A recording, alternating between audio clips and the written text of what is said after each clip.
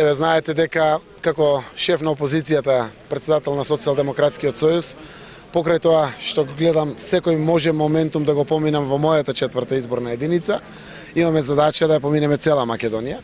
Јас од утринските часови сум по општина Росоман, поминавме 3 населени места, го посетивме пазарот, поминавме многу куќи, многу домови, разговаравме со луѓето, ја поделивме нашата програма, ги повикавме да излезат на гласање, заради тоа што јасно име веќе на луѓето дека промените ќе се случат, но многу им е значајно што тоа тие ќе почувствуваат од тие промени.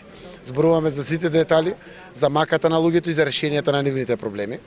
Денеска сме овде во местна урбана заедница Кула, па после одиме во Ваташа, за да заминам во Свети Николе и во Велес.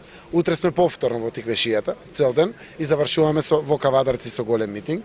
Ја користам приликата да ги повикам кавадарчани и сите луѓе од Кавадарци и населените места да дојдат да ја слушат нашата изборна програма, да зборуваме за животот во Македонија, за нашиот план за враќање на животот во Македонија и за иднината од сите аспекти.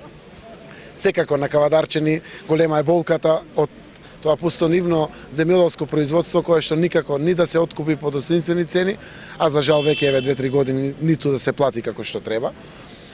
Она кое што верувам дека ќе ги интересира многу граѓаните е нашите перспективи како Македонија во делот на лозарството, пласманот на грозјето, гарантираните цени, интервенцијата на државата директно, се со конечна цел да ги вратиме парите кај граѓаните. Ќе зборуваме за економијата, за работните места, за младинската гаранција, за враќање на младите директно овде во Македонија, за ловење од државата на секој млад човек и нудење на работа, негов тренинг, негово дообразување или слично. Целото ова кое што го изработивме како план и програма е изработено заедно со многу граѓани, интелектуалци. Еве година и 9 месеци како работевме на тој важен документ.